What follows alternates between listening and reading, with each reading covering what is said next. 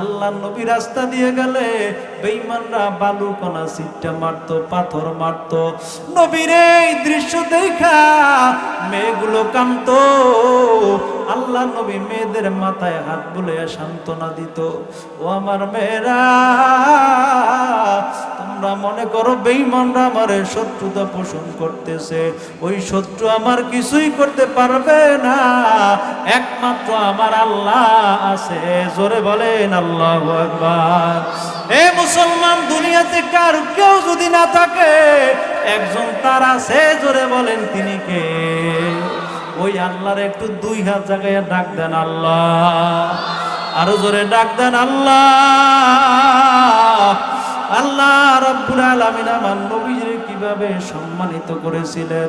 আমার নবী বুক ভরা ব্যথা নিয়া সমাজের মধ্যে চলতেছেন। মাঝে মাঝে নবী নামাজে দাঁড়াইলেন, বেঈমান রাইসা আল্লাহ নবীর মাথার উপরে মরা উট পর্যন্ত চাপাইয়া দিত।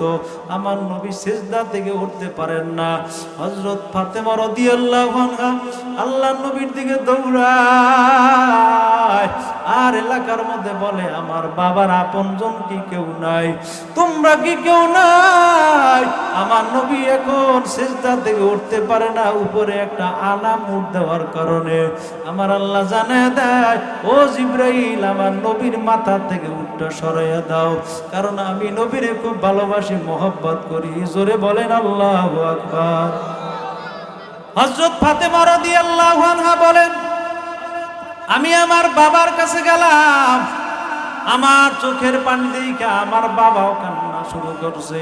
দুনিয়ার মধ্যে এমন কোন বাবা নাই যেই বাবা মেয়ের কান্না দেখে স্থির থাকতে পারে। আল্লাহ নবী কাঁদতেছেন। আল্লাহ নবী এক সময় ফাতেমা রাদিয়াল্লাহু আনহারে বলেন, ও ফাতেমা, ও জয়নব, কুলসুম, তোমরা এখন এই মক্কায় থাকো, আমি আর ব্যথা সইতে পারি না, আমি আর এই মক্কার জমিনে থাকবো না, আমি হিজরত করব তায়েফে। কারণ তায়েফ আমার মামা বাড়ির দেশ, তায়েফ হলো হালিমাতুস সাদিয়ার দেশ। আমি ওই জায়গায় যাব, মানুষকে দ্বীনের দাওয়াত দেব। আল্লাহ নবী রওনা করলেন, তায়েফের ময়দানে যাবেন। হযরত যায়েদ ইবনে হারেসাকে নিয়ে রওনা করলেন। আল্লাহ নবীর পালক পুত্রের নাম ছিল হযরত যায়েদ।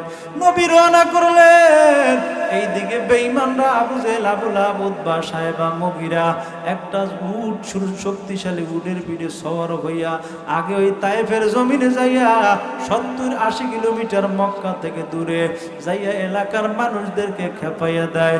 ওই এলাকার মানুষ, ওই মক্কা থেকে একটা ফিতনাবাজ আসতেছে তোমাদের এলাকায়, খবরদার জায়গা দিও না, সে যদি আসে এলাকার মধ্যে ফিতনা ছড়াবে, ও বড় ফিতনাবাজ।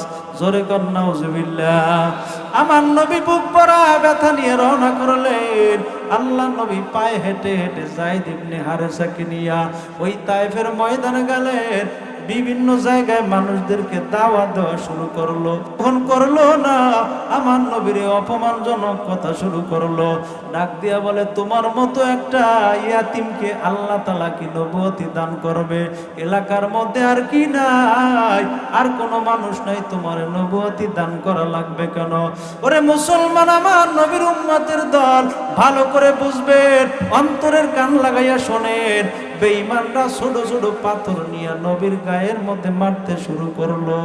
আমার নবীর মাথা ফেটে যায়, আমার নবীর শরীরের মধ্যে ক্ষতস্থান হইয়া যায়। আম্মা জান আয়েশা বলেন, আমি নবীর একবার গোসল করাইতে নিলাম, আমি পানি গরম করলাম, নবীর ইন্তেকালের আগে আগে তারে আমি গোসল করাবো 90 দিন আগে। নবীর জুব্বা খুলে দেখলাম আল্লাহ নবীর গায়ের মধ্যে বসন্তের দাগ বয়ে আছে, সিনার মধ্যে বসন্তের দাগ, পুষ্টে দেশে বসন্তের দাগ, এই হাতের মধ্যে বসন্তের দাগ। আমি বললাম, হুজুর, কোন দিন আপনার গায়ে বসন্ত হইছে, যেই জন্য আজ পর্যন্ত আপনার গায়ের মধ্যে আঘাতের দাগগুলো দেখা যায়? ওই দিন নবী বললেন, আয়েশা শোনো, আমার গায়ে বসন্তের দাগ না, ওই বেঈমানদের পাথরের বড় দাগ। আরে আয়েশা, ওই তায়েফের ময়দানে আমার গায়ের রক্ত ঝরতে ঝরতে আমার পায়ের জুতো আটকে গেছে।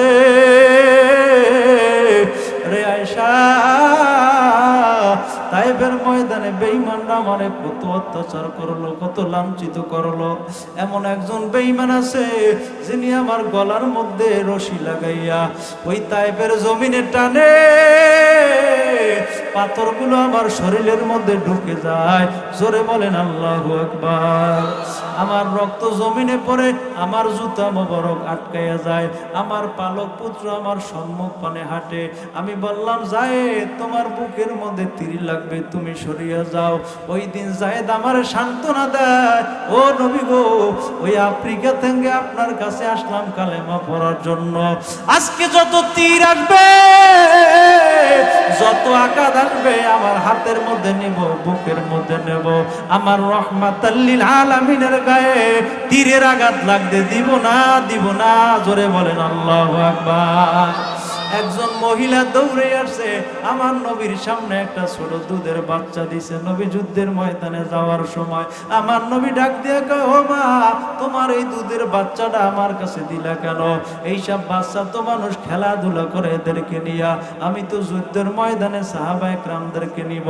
ওই মহিলা ডাক দিয়ে বলে, হুজুর, আমি জানি আমার সন্তান যুদ্ধের ময়দানে আপনার সাথে গেলে ও ঢাল ধরতে পারবে না, তলোয়ার ধরতে পারবে না, যুদ্ধের ময়দানে যোদ্ধা হিসাবে কোনো কাজ করতে পারবে না।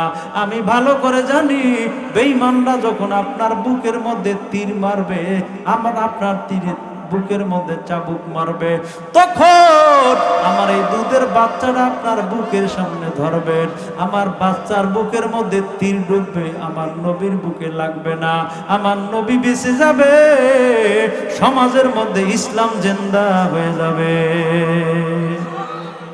মুসলমান ভালো করে বুঝেন, আল্লাহ নবীর ছেলে পালক পুত্র হযরত যায়েদ রাদিয়াল্লাহু আনহু বলেন, আমি কালেমা পড়ছি আমার নবীর কাছে আইসা, আমার নবী তায়েফের ময়দানে জীবন দেবে আর আমি জীবিত থাকব, সম্ভব না।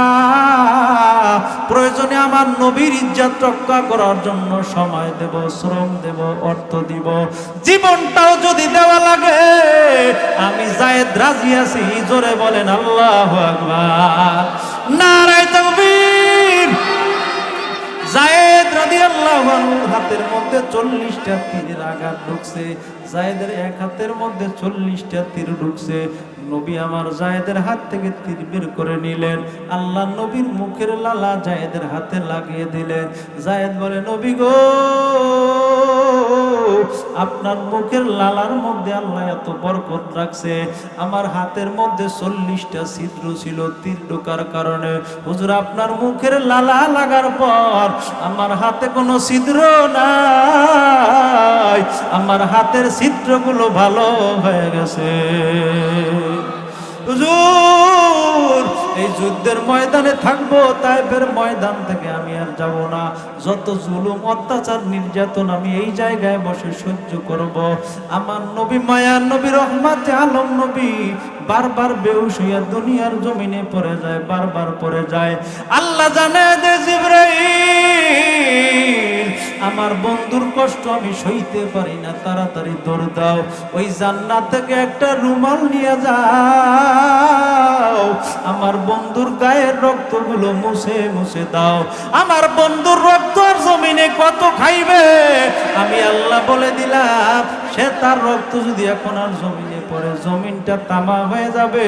ওরে মুসলমান, জোরে বলেন আল্লাহু আকবার, নারায়ে তাকবীর।